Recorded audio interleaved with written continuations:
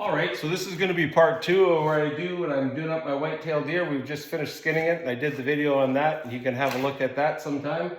And we're just going to carry on. I thought I'd do one of just how I get the meat actually off the deer onto the table, and I'll do a butchering one later. But just this process of how to get the pieces off into your table, I think is kind of an interesting way too. So follow along. Probably be a few bloopers along the way, I'm sure, but by the skinning procedure that we use, by starting right up at the ears, you actually gain quite a bit more meat. I've seen a lot of times where guys skin them, they cut the head off way down here, and you're actually losing a lot of valuable neck meat up here. And there's quite a gain, as you can see. If you're looking at those few hairs here, that's from the windpipe. It's not from my dirty skinning job, because I was trying to make a point of keeping everything as clean as I can. Bring that down right to the shoulder, and I think that's a pretty good gain on all your neck meat here.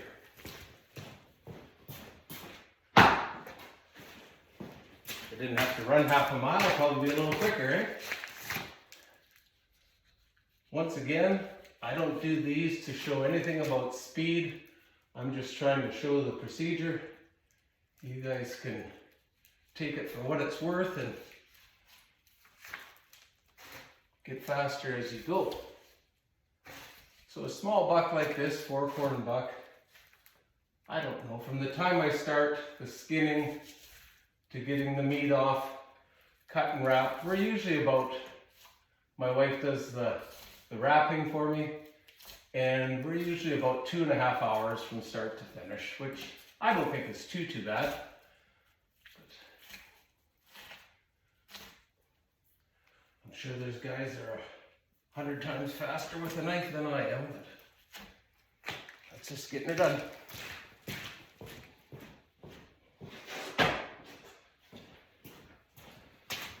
I've taken the inner tenderloin out already while the meat is, the animal's still fresh, because it just comes out a lot easier, it doesn't dry up, and you gain your value there. I don't know what kind of a view I'm set up here, and I don't even know if this is going to end up actually working, but I find with the back straps, if you can get this first outer layer of fat off, just gives you a little better view coming down the back to see what you're up to here.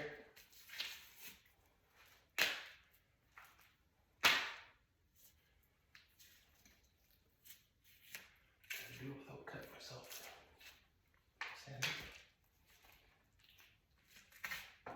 A lot of guys would just cut right through this, not even bother, and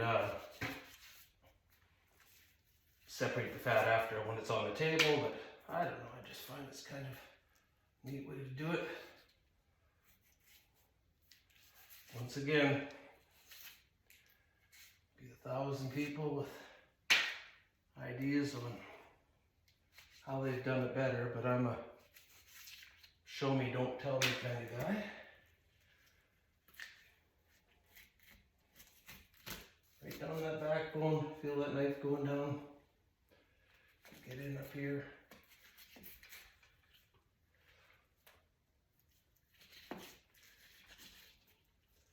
You can also take the shoulder off first too if you want, not leg. Doesn't really matter. I'll do a demonstration on the other side like that.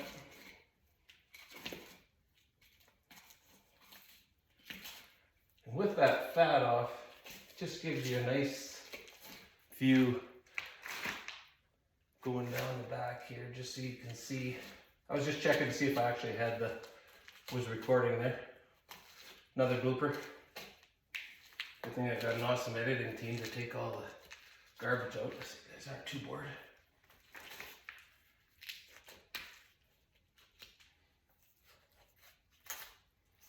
There you have it. Real nice backstrap. Cut!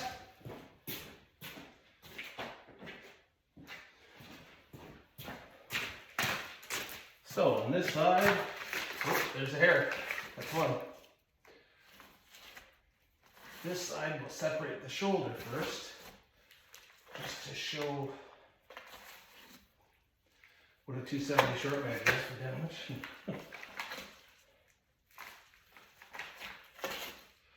Just to show what it looks like coming off. They separate nice and easy. There you go.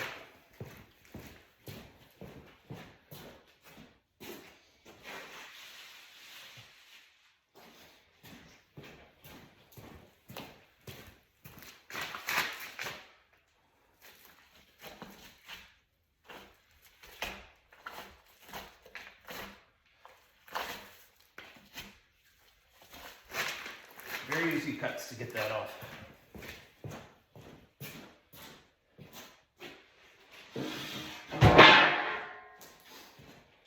Extra noise, adds for some action. And there, we'll do this one the other way, by trimming it all off on the table, if you like. Already need that cut down. Now that the shoulder meat's gone, we can get right in there. Not a whole bunch of difference, I don't think. It's just personal preference. Take your time. Having a good knife is critical, sharp.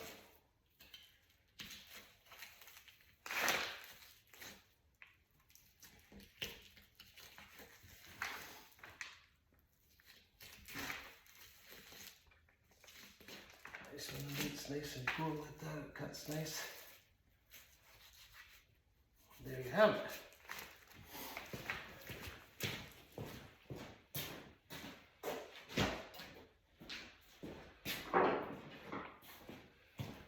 Now I go to a heavier knife to do the hindquarters. Get this scarf flank out here just so we can see a little better as we go. Sometimes a little bit of a problem with these guys. I'm hoping that this is my day that I can shine here, but not likely. Interesting learning how to do this from my father-in-law, who had done several whitetail in his time.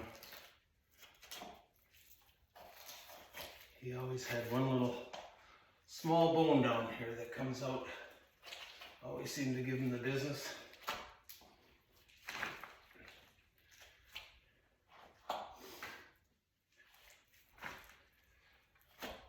And I don't think today's going to be an exception for me.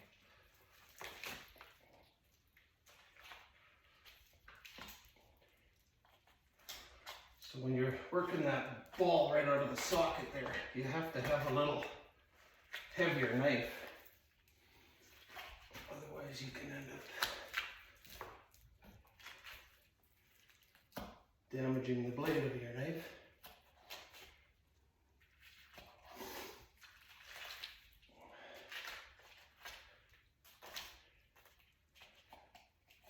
There's that little bone that he always talked about getting in the way.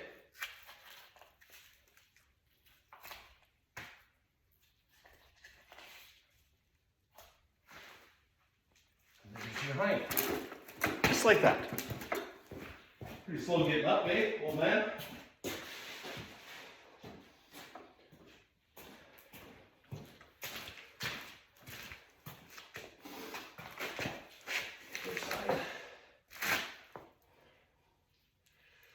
And then at the end, once I get all the quarters off, I go over everything and take out all this loose meat, the brisket meat, and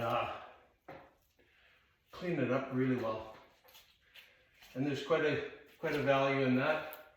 You don't want to be wasting. I like to try to get everything I can. It all makes sausage.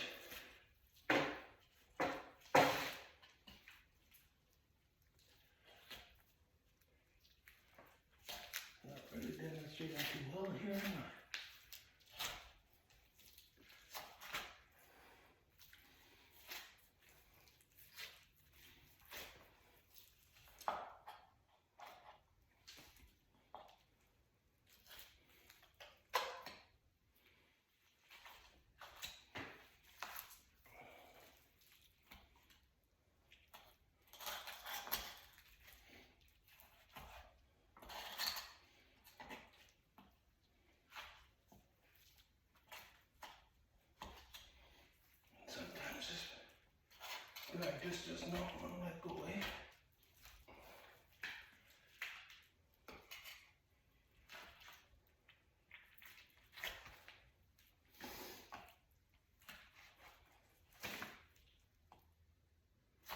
There we go. It's just that tendon seems to have such a grip in there that it's a struggle. So we sharpen this knife after this job one.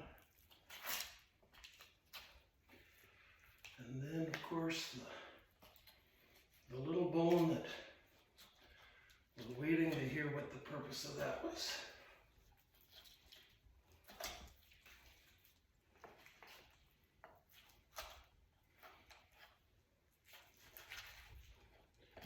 Obviously, we're gonna have to cut this part out. Too slow. Well, yep. Another hind.